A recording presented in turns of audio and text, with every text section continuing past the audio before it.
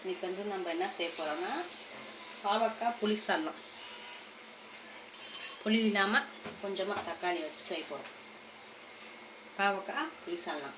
ஒரு ஸ்பூன் வந்து கடுகு, ஒரு ஸ்பூன் வெந்தயம், ஒரு ஸ்பூன் ஜீரகம் போட்டுட்டு கொஞ்சம் இதான பிறகு பொரிஞ்சு வந்த பிறகு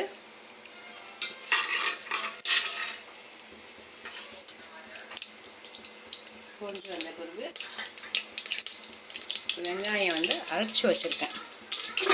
அரைச்சி வச்சது எடுத்து அப்படியே கொட்டிடும். தண்ணி ஊற்றி அரைச்சி வச்சுக்க பொரிஞ்ச பிறகு வெங்காயத்தை எடுத்து போட்டுக்கணும்.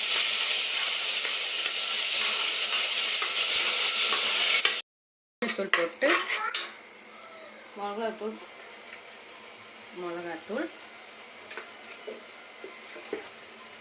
மல்லித்தூள் 2 3 4. ஆனால் இது சின்ன இது, நீங்கள் ஸ்பூனில் போடுற மாதிரி இருந்தால் 3 ஸ்பூன் நல்லா தாராளமாக எடுத்து போட்டுக்கணும். சரிங்களா?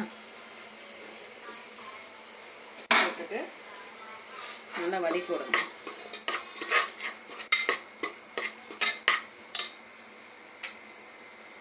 அரைச்சி தக்காளி போட்டுக்கணும்.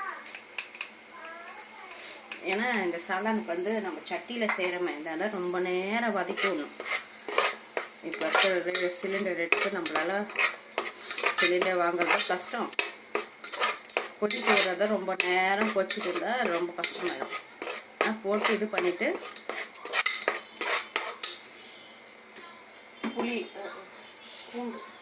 பூண்டையும் பாருங்க, பூண்டு பாவக்காய் அடுத்து இது பண்ணி வச்சுருக்கேன், அது போட்டுருவோம்.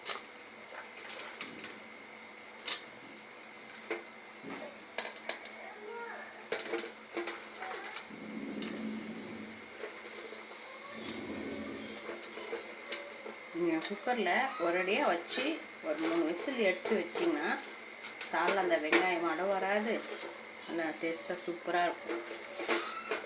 சிலிண்டர் 10 நிமிஷம் வேலையும் சமைக்க தெரியாதவங்க கூட ஈஸியாக செஞ்சு முடிச்சிடலாம். சமையல் வந்து ரொம்ப பெரிய கஷ்டமாக தெரியாது.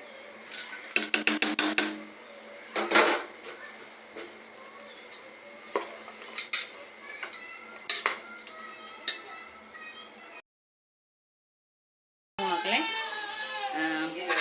தேங்காய் அரைச்சி வச்ச தேங்காய் போட்டேன், புளி சொட்டான்னு போட்டிருக்கேன். பெரியவங்களாக இருந்தால் வயசானவங்களாக இருந்தால் உங்களுக்கு ஒத்துக்கலைன்னா புளி கட் பண்ணிவிட்டு அது பதில் எக்ஸ்ட்ரா ஒரு தக்காளி சேர்த்துக்கணும். நான் சின்ன தக்காளி 3 தக்காளி சேர்த்தேன். அதுக்கு பதில் புளிக்கு பதில் தக்காளி சேர்த்து தேங்காய் அரைச்சி ஊற்றி ஒரு 3 விசில் எடுத்து விட்டிங்கன்னா சாலாம் ரெடி.